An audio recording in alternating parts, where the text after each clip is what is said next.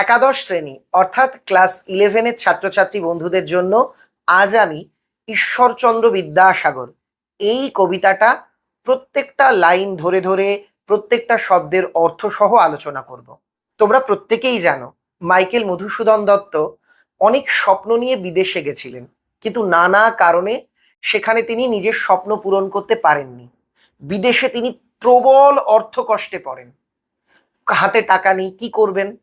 তখন তার মনে হলো একজন মানুষ আছেন যিনি হলেন দয়ার সাগর, যার কাছে সাহায্য চাইলে তিনি নিরাশ হবেন না।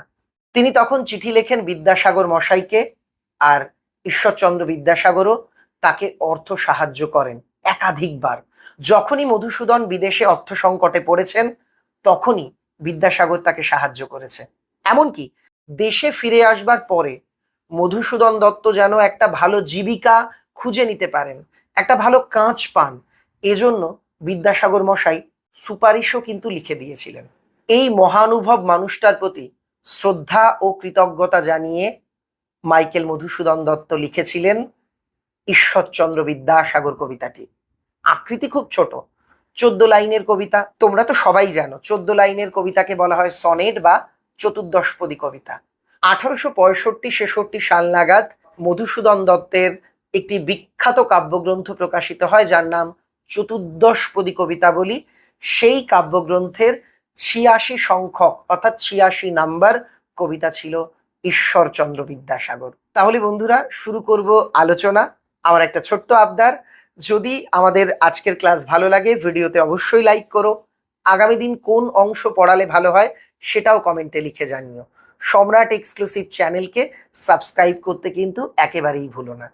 মাইকেল মধুসূদন দত্তের লেখা কবিতা ঈশ্বরচন্দ্র বিদ্যাসাগর। এই কবিতাটিতে মোট 14টি পংক্তি বা লাইন আছে, অতএব এটি গঠনগতভাবে একটি সনেট। এবং তোমরা একটা বিষয় খাতায় নোট ডাউন করে নেবে কিংবা বইয়ের উপর লিখে রাখতে পারো, কোনো সনেটের প্রথম 8টি লাইনকে বলা হয়, অর্থাৎ প্রথম 8টি পংক্তিকে বলা হয় অষ্টক। অর্থাৎ এই কবিতার 1, 2, 3, 4, 5, 6, 7, 8 এই পর্যন্ত হচ্ছে অষ্টক।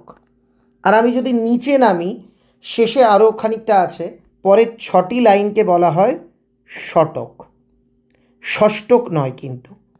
আর এই কবিতাটি লেখা হয়েছে অমিত্রাক্ষর ছন্দে, অমিত্রাক্ষর ছন্দে, এটা তোমরা মনে রাখবে।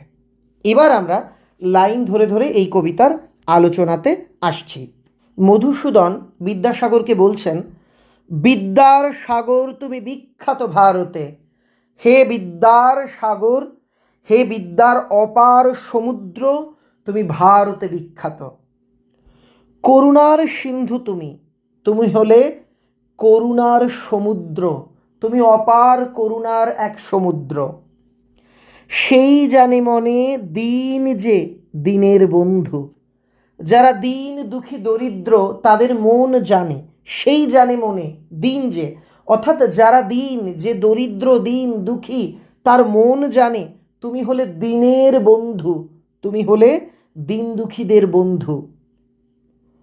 উজ্জ্বল জগতে হেমাদ্রির হেমকান্তি অম্লান কিরণে, তুমি যেন হেমাদ্রি, হেম যোগ অদ্রি অর্থাৎ সোনার পর্বত, তুমি যেন একটা সোনার পর্বত, তোমার হেমকান্তিতে, তোমার সোনার লাবণ্যে, সোনার আভাতে উজ্জ্বল জগৎ, গোটা জগৎ যেন আলোক উজ্জ্বল।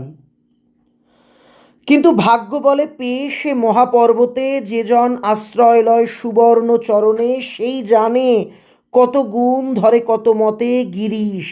গিরিশ মানে হচ্ছে হিমালয় পর্বত। কবি বলছেন কিন্তু ভাগ্য বলে যারা সৌভাগ্যের কারণে এই মহাপর্বতের চরণে ঠাঁই পেয়েছে, এখানে মধুসূদন নিজেকেই বোঝাচ্ছেন যে আমি সৌভাগ্যের বলে বিদ্যাসাগরের চরণে ঠাঁই পেয়েছি, আমি জানি তিনি কত গুণের অধিকারী। সুবর্ণ চরণ মানে সোনার পায়ে, তার সোনার পায়ে ঠাঁই পেয়ে আমি জানলাম কত গুণ ধরে কত মতে গিরিশ। গিরিশ অর্থাৎ হিমালয়, সে কত মতে কত গুণের অধিকারী। কি সেবা তার সুখ সদনে, তার সুখী গৃহে কত সেবা, তার সুখী গৃহে, তার গৃহে আশ্রয় পেলে কত সুখ পাওয়া যাবে। এইটুকু হলো প্রথম 8 লাইন, অর্থাৎ কবিতার অষ্টক। তাহলে এই অষ্টকে আমরা কি পড়লাম? হে বিদ্যাসাগর, তুমি ভারতে বিখ্যাত, তুমি অপার করুণার সমুদ্র। দিন দুঃখী যারা, তারা জানেন যে তুমি হলে দিন দুঃখীদের বন্ধু। তুমি স্বর্ণ পর্বতের মতো দ্যুতিময়, তোমার সোনার আভায় অর্থাৎ সোনার গ্লেজ বা গ্লামারে গোটা জগৎ আলোকিত। যদি কোনো সৌভাগ্যবান ব্যক্তি তোমার সোনার পায়ে ঠাঁই লাভ করতে পারে, তবে সে জানে, সে বুঝতে পারে তুমি হিমালয় তুল্য বহু গুণের অধিকারী। তোমার আশ্রয় অর্থাৎ তোমার সুখী গৃহে আছে সুখের চাবিকাঠি।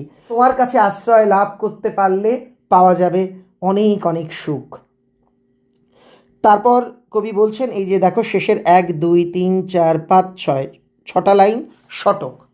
দানে বাড়ি নদীরূপ বিমলা কিঙ্করী, অর্থাৎ বিদ্যাসাগর যেন নদীর মতো উদারতার সঙ্গে আমাদের অকাতরে স্বচ্ছ জল দান করছেন। দানে দান করে, বাড়ি বাড়ি মানে জল, নদীরূপ নদী রূপ ধারণ করে, বিমলা অর্থাৎ স্বচ্ছ, কিঙ্করী হচ্ছে দাসী। বিদ্যাসাগর যেন আমাদের দাসী বা সেবকের মতো নদী রূপ ধারণ করে আমাদের স্বচ্ছ জল দান করে। যোগায় অমৃত ফল, আমাদের অমৃত ফলের যোগান দেয়। কেমন? পরম আদরে, পরম আদরের সঙ্গে আমাদের অমৃত ফল দেয়। কে দেয়? দীর্ঘ শিরতরুদল দাস রূপ ধরে।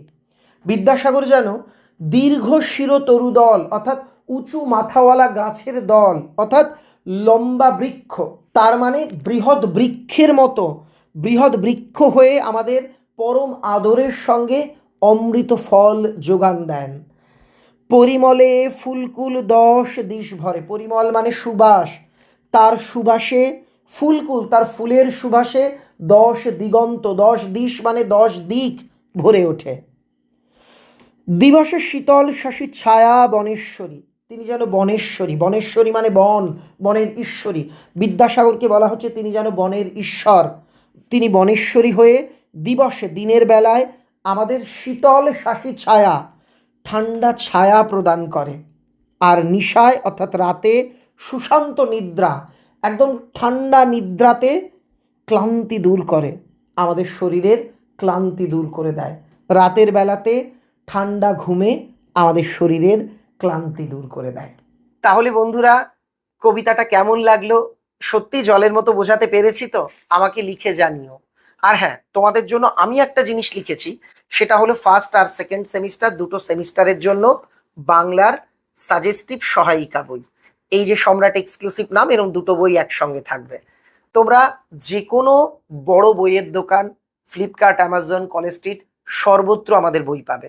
আমি তোমায় এটুকু বলতে পারি, বাজারে তো অনেক মোটা মোটা দামি দামি নোট বই তুমি দেখেছো, সেগুলোকে রেখে এই ছোট্ট ছোট্ট দুটো বই, যার মূল্যও অনেক কম, একটু উল্টে দেখো, আমার বিশ্বাস তোমার ভালো লাগবেই। আজ চলি, দেখা হবে পরের ক্লাসে। সবাই ভালো থেকো।